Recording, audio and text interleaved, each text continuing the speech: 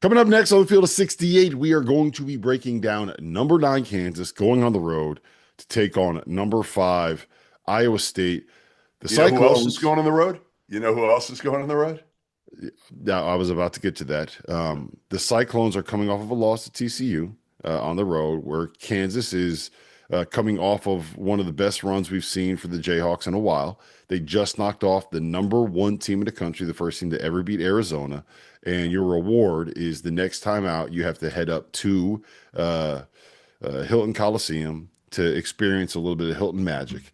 And unfortunately, for the Cyclone fans that are going to be up there, you will also have to deal with one Jeffrey Goodman and one Trevor Valise on the road, making an appearance in Ames. I'll be joining you guys on Sunday night for the Monday night game between Houston and Iowa State. Some of us have playoff games that we got to win in the fourth grade South Jersey Basketball League. Some of us got to take down Monroe. All right. And once I take down Monroe, and I will be able to get. If you lose, by the way, if you lose that game, don't even show up. We don't take losers. So, like, if you lose that game, don't show up. We'll tag somebody else in. If I win that game, I'll have made as many Final Fours as Sean Miller. Oh, that's brutal. That is brutal. But this game, I've been to Iowa State. I've been to Ames, but I've never been to a game at Hilton.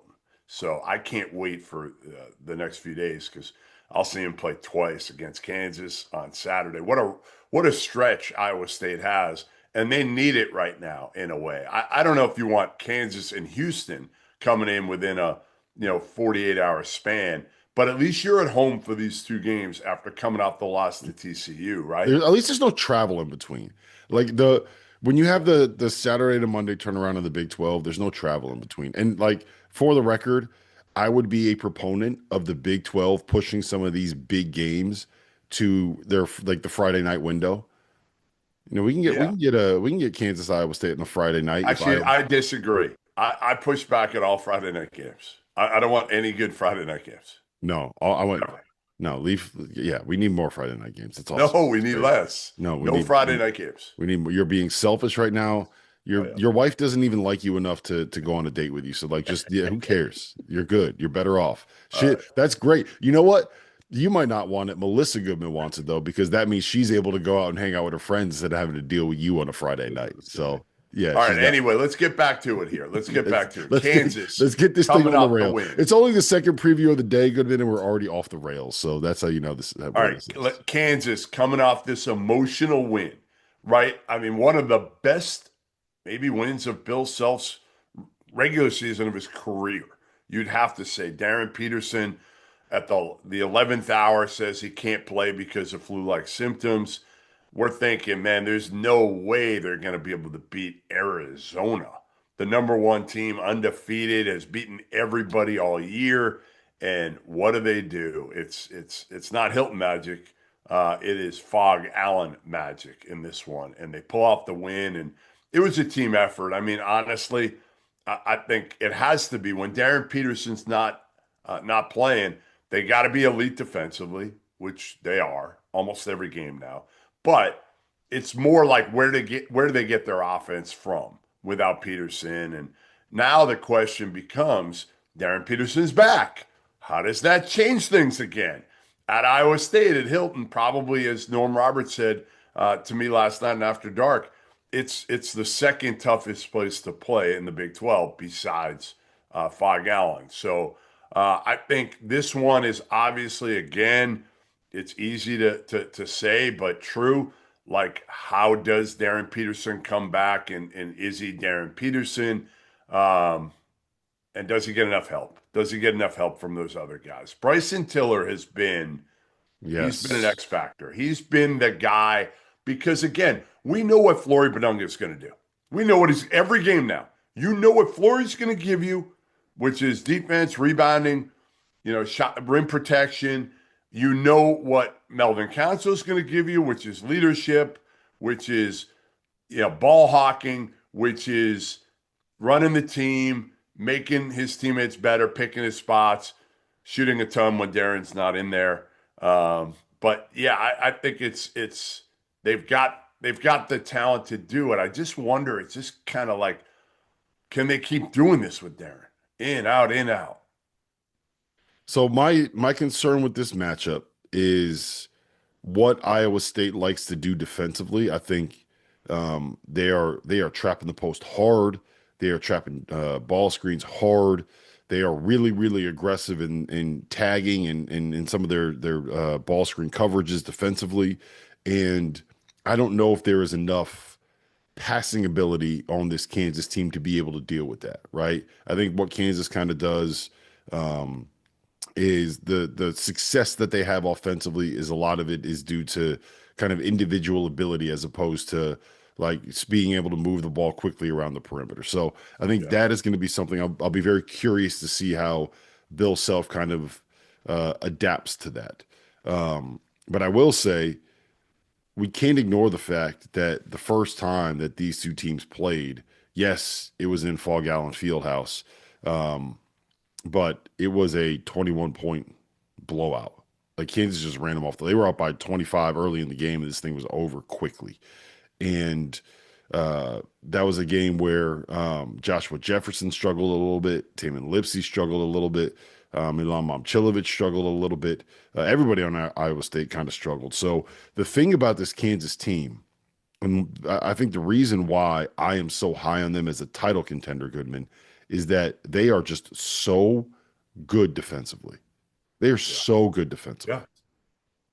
Well, Flory's been, he's taken his game to a different level, right? Like early in the season, he was good. Now it's like the light kind of has come on and stayed on. And not that this is surprising for Flory. We saw this a ton, but he did have his ups and downs. I just, man, I can't wait to see what this home court advantage is like. I just don't see Iowa State coming off a loss like that to TCU, in which Milan didn't shoot the ball well. Lipsey and Jefferson were both subpar. I don't see them having another one. Like, I mean, imagine them going into that game against Houston on a 2-game losing streak. Like, this team has too much culture, too much pride not to show up in this one with or without Darryn Peterson. I still think Iowa State, and I think it's going to be with Peterson. Iowa State gets the win. I would tend to agree. I think that if you are looking towards the gambling side of it, this is the perfect letdown spot. This is exactly what you look for when it comes to a letdown spot, similar to what we saw with North Carolina, right? You get this huge, unbelievable win at home, this whole Yep. like emotional moment, and you have to turn around in your next game and go on the road to a really good opponent, which is what Kansas is doing. And if you're Iowa State, this is everything that you look for in a bounce back spot where And you they just took have a to win if they yeah. want to win the Big 12, which is going to be tough for them, but they're only 2 games back. I mean, this thing isn't like we were thinking like Arizona's going to run away with this thing. They're undefeated. Nobody's going to. Well, look at it now. Like Arizona and Houston are. If Iowa State sweeps these next two at home, which could happen, well, then they're tied with 3 losses with Kansas. Houston has 2. And Arizona, last I checked, has a pretty tough schedule here down the stretch. Yep. Still think Houston's going to end up winning the Big Wow. 12 regular season at this point, but Again, yeah, again, again. they're inevitable. No, I think Iowa State's Blake probably going to Buchanan, be by the way, Blake Buchanan might be the key to this yeah. game. I think He might Iowa be the key. I think They got Iowa to get something out of him. They got to get more out of him, and he's got to stay on the floor. That's the other thing, Rob. Blake Buchanan cannot get in foul trouble. He's got to stay on the court and rebound at a high level because Kansas, man, the way Flory comes at you, and then they got Tiller also with his kind of with his length and big body as a freshman. He can rebound. Council gets in there. Like they're it's funny because I hear you now on the national title Kansas thing. I hear you, and I'm starting to buy into it. starting to Yeah, yeah, yeah. Because again, uh, starting to well, the only thing I'll say is I just want to see Darryn play not even 6 straight. Give me 4 straight games. Give me 4 straight games, and then I will admit you're right. But until he plays 4 straight games leading into the NCAA tournament, I'm not there, and I can't get there. So How's they, that? how about this? Yeah. I made this point the other day. Kansas has now won 8 in a row. They've won Yeah. 8 straight games, including Yep. in those wins is Iowa State, BYU, at Texas Tech, and number one Arizona. Darryn Peterson did not play in the Arizona game. He did not play at Kansas State. He sat out the second half against BYU, and he sat out the second half against Baylor. Yeah. So Okay. he's basically missed 3 games during this 8 game run, Two and of they them still were beat. two of them were Baylor and Kansas State. Big deal. It's still like Colorado, Utah, yeah, but still in that run, you have Iowa State, a Yep. 21-point win. You Yep. beat BYU, you won at Texas Tech, and you beat Arizona without Darryn Peterson. Like it's, I hear what you're saying without Darryn Peterson, but I think that Kansas has done enough to prove themselves, to prove to everyone that they can hang with anybody in the country, regardless of who was on the floor. I will say about this game, this is going to be the best price you're ever going to be able to get. For Iowa State at home against Kansas, right? Because Kansas is coming off the highest of highs, and because Iowa State is coming off that loss.